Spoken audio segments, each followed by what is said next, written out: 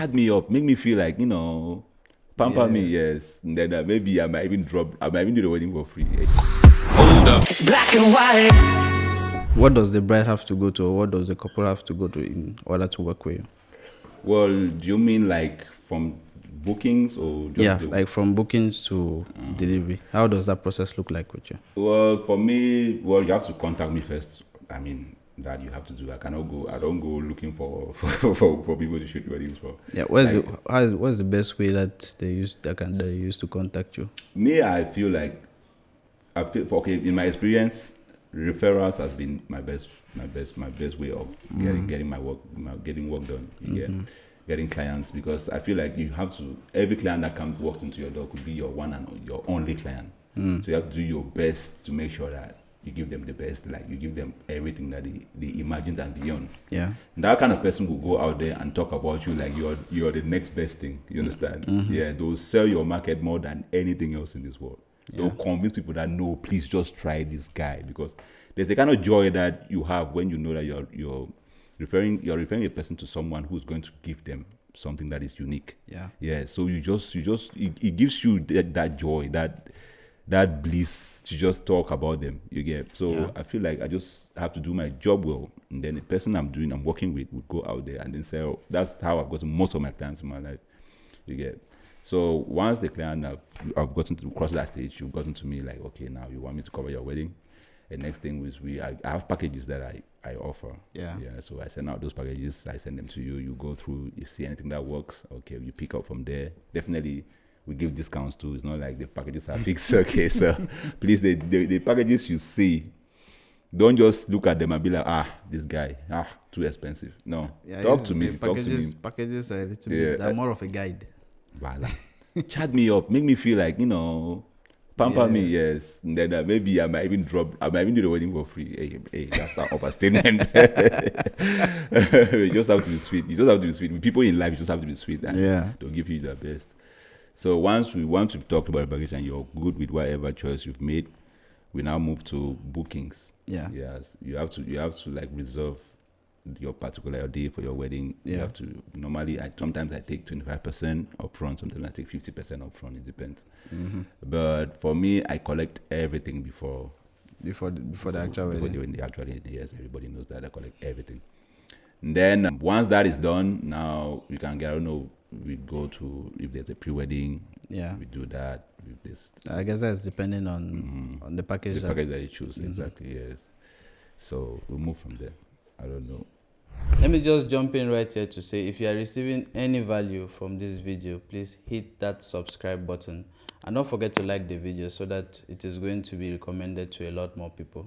The second thing is, if you are a bride or a groom preparing your wedding and still looking for a team of professional photographers and videographers to cover your special day, I would like to encourage you to give us a call and let us have a chat. The Chapnik Pictures team here has over a decade of experience capturing from very intimate weddings to large and very chaotic ones. I'll make sure to put a link in the description so you can contact us on WhatsApp so we can have a chat, see if we are a good fit for each other.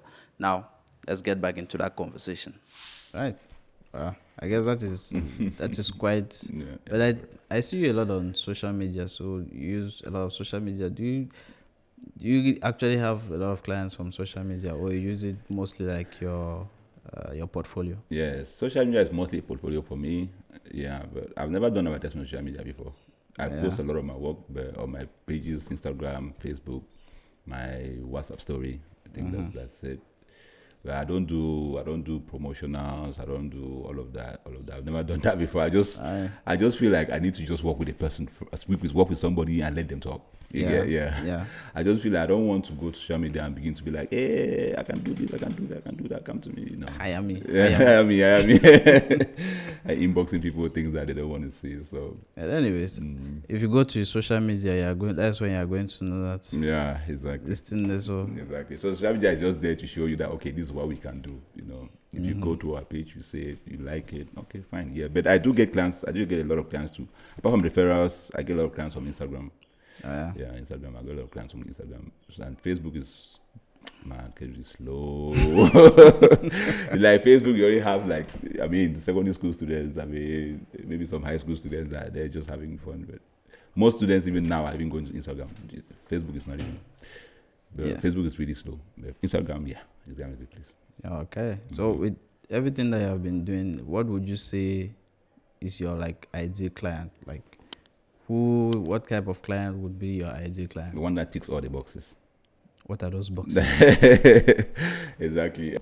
Well, I like to think that all my clients are ideal to me, you get, because everyone comes with their own kind of spice, their own uniqueness.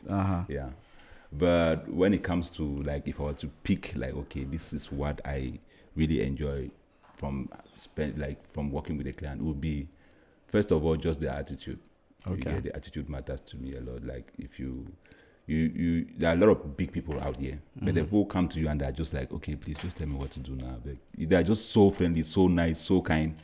You feel like this kind of people, you just want to do everything for them, make sure that they have the best of everything. Okay. So attitude is the top most thing for me. Yeah, it's just your character.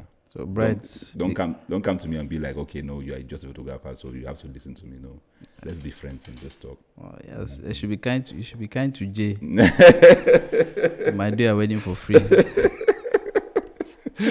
I beg, I put a gun to my head, I'll do it for free. Kindness will not get you a free wedding. So, but anyway, I think you have, in fact, I'm sure we have had a lot of weddings with all sorts of characters. Yeah. Like I've had people who came and I think they call them these days bridezillas, and I've had people who you might come as close as possible to like your ideal client. But can you tell us a little bit about what your best experience has been since doing weddings? Make sure I was comfortable in a very nice, sorted out like where I lived. Make sure that I had special treatment when it came to like the food part. Give you a team. Yes. Make sure that they send somebody to check on you guys wherever you're staying. You know, they get you a table where you sit. Some people just care that much. They just care so much. Like they take you like you were the groom or the one of the best men or something. So yeah, for me, I've had several clients who have done a lot of that for me. I'm not saying that those who don't do it don't just care. It's just that some people are just so taken on that day that they cannot pay attention to everything. Yeah, for sure.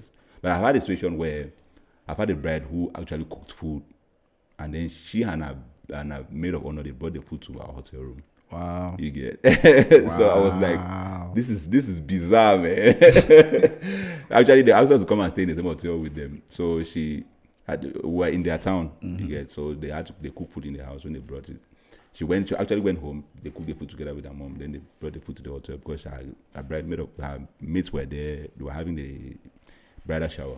Wow. Now she now took the food, some 2 dishes with plates, and then brought them to my room. I was there. I was like, "Hey, bride, come on!" Like, "Hey, come on! I need you to be at your full form for this." I was like, "Okay, cool."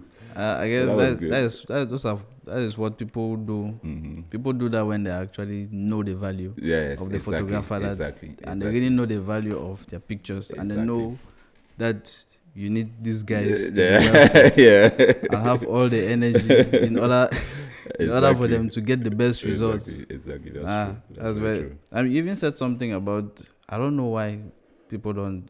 It's not normalized, so people don't really think about it, but for photographers to have tables, there are very few weddings that have gone and they tell you that this is where you guys are sitting. Like sometimes I'm always like, maybe I should insist for these people to give me an invitation so that I can know that I have a table no matter what. But then I say, if you give me an invitation, I don't give everybody around. I'm coming with an invitation, so I'm going to sit down, I'm going to stand up. It doesn't make any sense. You see, I mean, it makes sense that you should just have the table. Just ask us how many of you are coming. You get, even if it's just chairs that will stand by some place, because most of the time you realize that for weddings, you go for reception, they say every table has plates on them already. Yeah, you get. So now, if the photographer and the team or whoever is working there they don't have a table, that means they are not going to. You cannot now begin to go to somebody's table and be like, "Is somebody using this plate to get this guy?" That means that's embarrassing. And then he has to force people to go and start looking for ushers to be like, "Let's look for a plate." Man, it doesn't reflect, man. So. Yeah, that's a good point for real. Yeah, but then Now that was about like your best experience, and I'm sure those are the type of experiences you want to have all the time. Yeah. Now, how about the worst, your nightmare experience? Nightmare experience. Bro, really, I can't just pick one off my head. I feel like all my weddings have been just ideal. Like, for real, I think all my weddings have been the best. But except for situations where you go and then the bride, most of the time is the bride who's not in a good mood. You get. There was one wedding I went for. I sent my guys. I wasn't there for that wedding. I sent my guys to, and then the groom was pissed that day. I don't know who made him angry. Until he got to a point where he seized the gear, all the gear for my photographers, and went and locked them up in his room. Because of a small disagreement I had with him, because I was talking to him on phone. So he went and seized everything and locked them up in his room. Until we almost called the police for that matter at that wedding, bro. At the end of the day, we had a police case after that wedding because I refused to deliver any of the pictures. Damn. Even though he had and the guy was from out of the country. We had this wedding at the wedding was I don't want to let me not precise, but anyway, yeah, that's what happened for me. That actually happened. And it was a drone issue because he paid me for a drone, and when the drone guy came the drone guy, I don't know, is it like he came and the drone had issues? We had to call another drone guy. Something like that. And then finally I said, okay, no, don't worry. If there's no drone, I'll refund you the money for the drone. The guy was like, I have to refund that money that same day of that wedding. I was in Bamenda shooting another wedding. I was like, bro, where I am, I cannot send you money. The guy was like, if that's the case. You are taking cameras from photographers that's supposed to shoot your wedding to lock them up. But he actually came back later to be like, no, he was just having a very bad day. He was just pissed and he was not thinking straight. And we sorted that out. But that was really bad. I can only imagine when you're seeing the cameras of the photographers who are going to shoot your wedding. If you both just decided, okay, we're done now. And you sit you down. Yeah, anger can do things that can do wonderful things. Oh, wow. But I guess when you meet like a couple that is going through a very bad day, that can actually be a very tough day for very, because very difficult. You need to get them in like the happiest of moods. You need to get them to kind of enjoy their day in order to be exactly. It's like I saw something on your page who said hire a wedding planner. Oh yeah, invest in a good wedding planner. Voila, good. That is people don't get it. It's very important for your stress levels, like. Yeah, because that you have to keep your stress has to be the lowest ever. But if you are there running after your things, man, you cannot stop yourself from getting angry. It's impossible. Yeah. Oh yeah. And speaking of that, even I have something now. In fact, I started it recently because I decided that I will be going back on the internet. My small man Oche, who is actually behind the camera right now, he came and was telling me the other day